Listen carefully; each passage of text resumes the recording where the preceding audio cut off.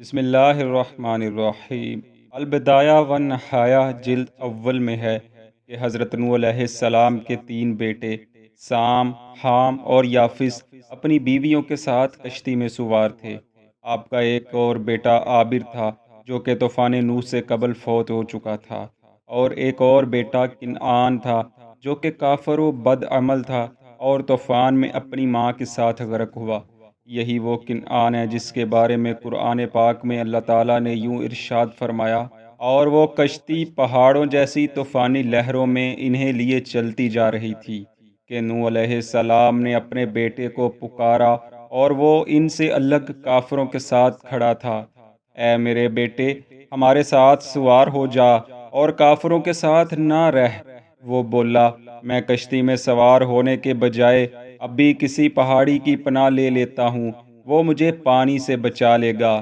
نوح علیہ السلام نے کہا، آج اللہ کے عذاب سے کوئی بچانے والا نہیں ہے مگر اس شخص کو جس پر اللہ رحم فرما دے۔ اسی اثنا میں دونوں یعنی باپ بیٹے کے درمیان طوفانی موج حائل ہو گئی، سو وہ ڈوبنے والوں میں ہو گیا۔ جب حضرت نوح علیہ السلام نے اپنے بیٹے کو اپنی آنکھوں کے سامنے ہلاک ہوتے دیکھا تو بیٹے کی محبت نے دم بھرا، جس پر اللہ پاک نے فرمایا، اے نوح، جو تیری اطاعت و فرما برداری اور تیرے پیغام ہدایت کو قبول نہیں فرماتا وہ تیرا کہاں ہے؟ اور جن کی نجات کا میں نے وعدہ فرمایا ہے یہ ان نجات پانے والوں میں سے نہیں ہے، اور نہ ہی یہ اہل ایمان کے قافلہ والوں میں سے ہے، لہٰذا یہ کفر و سرکش کے ثبوتوں سمیت غرق ہو کر رہے گا۔ روایات میں ہے کہ اس کے بعد سطح آب بلند ہونا شروع ہوئی اور اس قدر بلند ہوتی چلی گئی کہ بلند پہاڑیوں کی چوٹیاں بھی ڈوب گئیں۔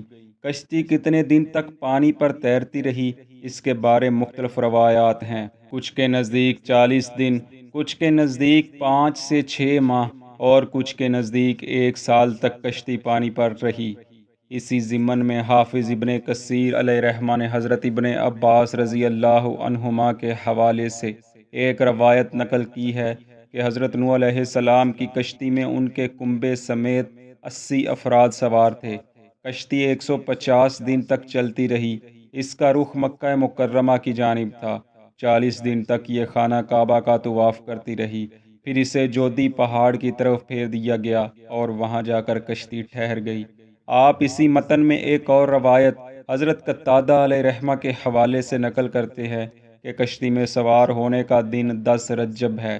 کشتی مسلسل 150 دن تک چلتی رہی، یعنی ذوالحجہ کی 10 تاریخ تک رواں رہی، پھر 1 ماہ تک جودی پہاڑ پر ٹھہری رہی اور محرم الحرام کی 10 تاریخ یعنی یوم عاشورہ کے دن حضرت نوح علیہ السلام کشتی سے باہر آئے۔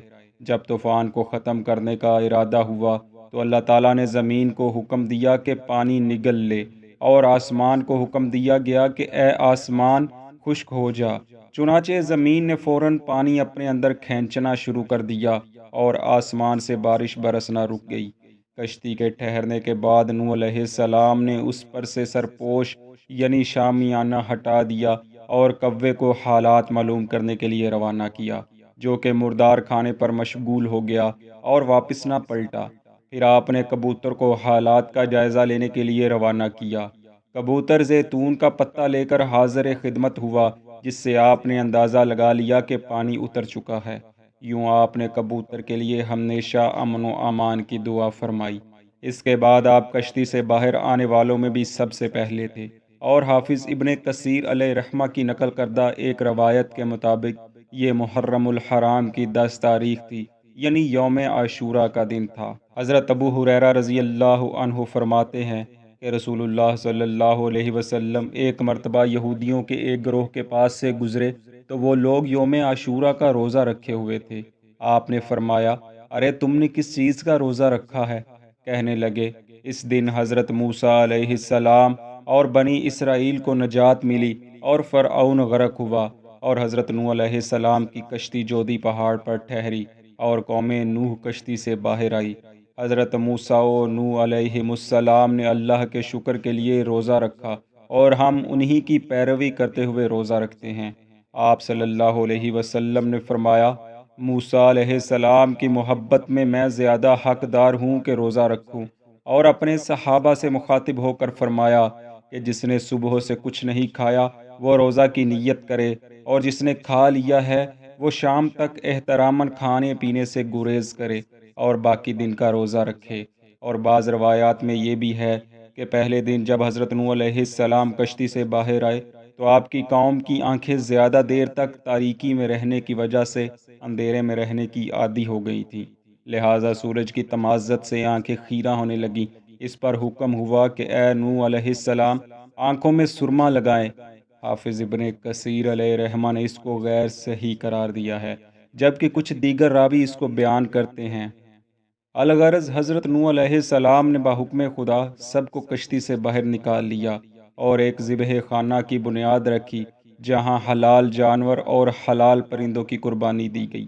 پھر اللہ تعالیٰ نے حضرت نوح علیہ السلام سے وعدہ فرمایا، اے نوح، آئندہ کبھی روئے زمین پر ایسا خطرناک طوفان نہیں آئے گا۔ اور خطرناک طوفان کے سد باب اور وعدہ کی یادگار کے طور پر بادلوں میں ایک علامت مقرر فرما دی جسے قوس قزح سے موسوم کیا جاتا ہے۔ حضرت ابن عباس رضی اللہ عنہما سے روایت ہے کہ قوس قزح غرق ہونے سے امن کی علامت ہے۔ کشتی سے اترنے کے بعد دامن کوہ میں ایک ایسی بستی بسائی گئی جو طوفان نوح کے بعد پہلی بستی کہلاتی ہے، اور اس کا نام 80 افراد کی نسبت سے مدینۃ السمانین رکھا گیا۔ کہا جاتا ہے کہ بستی قائم ہونے کے کچھ ہی عرصہ بعد حضرت نوح علیہ السلام کے بیٹوں اور بیویوں کے علاوہ باقی تمام مومنین کا وصال ہو گیا، اور خطۂ زمین پر صرف حضرت نوح علیہ السلام کی ذریت ہی بچی جو افزائش نسل کا سبب بنی۔ اور اس وقت جتنی بھی نوع انسانیت آباد ہے وہ حضرت نوح علیہ السلام کے 3 صاحبزادوں سام، حام اور یافس میں سے کسی ایک کی طرف منسوب ہے۔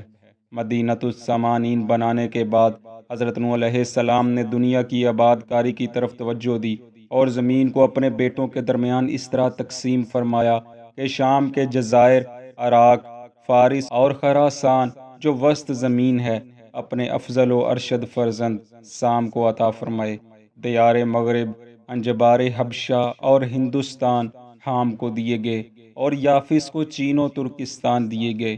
یوں عرب، روم، فارس اور وسطی دنیا کے بسنے والے سب سام سے نسبت رکھتے ہیں، جبکہ تمام ترکستانی قبائل ما یاجوج و ماجوج یافس تک پہنچتے ہیں، اور بقیہ رنگ کے اعتبار سے کالے تمام ہندوستانی، زنگی، حبشی، سوڈانی کالے حام کے ساتھ منسوب ہیں۔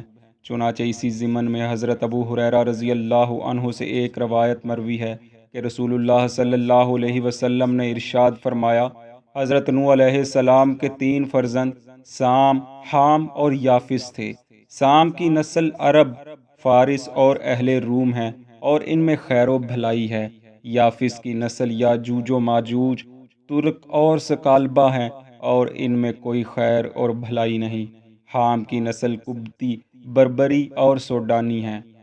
عین ممکن ہے کہ وقت کے ساتھ ساتھ لوگ ایک جگہ سے دوسری جگہ ہجرت کرتے رہے ہوں، مگر رسول اللہ صلی اللہ علیہ وسلم کے فرمان عالی شان کے مطابق نسل میں فرق کو آج بھی واضح دیکھا جا سکتا ہے۔ مزید حافظ ابن کثیر اور دیگر مفسرین نے نقل کیا ہے کہ جب حضرت نوح علیہ السلام نے کشتی والوں کو مجامعت سے منع فرمایا تھا تو آپ کے بیٹے حام نے اپنی بیوی سے مباشرت کی، جس کے بارے میں آپ نے سخت ناراضگی کا اظہار فرمایا اور دعا فرمائی، اللہ پاک اس کے نطفہ کو متغیر فرما دے۔ اس دعائے بد کے ثمرے میں حام کی پشت میں موجود نطفوں کو سیاہ کر دیا گیا اور قیامت تک کے لیے ان کی نسلیں سیاہ ہو گئیں۔ اس بارے میں ایک قول یہ بھی ہے کہ کشتی میں ایک دن جب حضرت نوح علیہ السلام محو استراحت تھے تو آپ کے سطر سے کپڑا ہٹا ہوا تھا۔ حام نے دیکھا لیکن سطر ڈھانپنے کی زحمت نہ ہوئی۔ حضرت نوح علیہ السلام جب بیدار ہوئے تو آپ کو تمام واقعہ معلوم پڑا، جس پر آپ نے حام کے لیے بد دعا کی کہ اس کی اولاد تبدیل ہو جائے اور اس کے بھائیوں کی غلام بن جائے۔ ناظرین، حضرت آدم علیہ السلام کے بعد یہ پہلا موقع تھا کہ جب روئے زمین پر صرف اللہ عز و جل کی وحدانیت کا اقرار کرنے والے ہی لوگ تھے، اور وہ بھی بس ایک بستی میں۔ بے شک حضرت نوح علیہ السلام کا شمار اولو العزم انبیاء کرام میں ہوتا ہے۔ چنانچہ اللہ تبارک و تعالی نے حضرت نوح علیہ السلام کی مدح میں کچھ یوں ارشاد فرمایا: بے شک نوح شکر گزار بندے تھے۔ رسول اللہ صلی اللہ علیہ وسلم نے فرمایا کہ حضرت نوح علیہ السلام نے عید الفطر اور عید الاضحیٰ کے ایام کے سوا پوری زندگی روزہ رکھا۔ دعا ہے اللہ پاک ان کے ذکر خیر کو اپنی بلند بارگاہ میں قبول فرمائے اور ہمیں علم و عمل میں کمال عطا فرمائے، آمین۔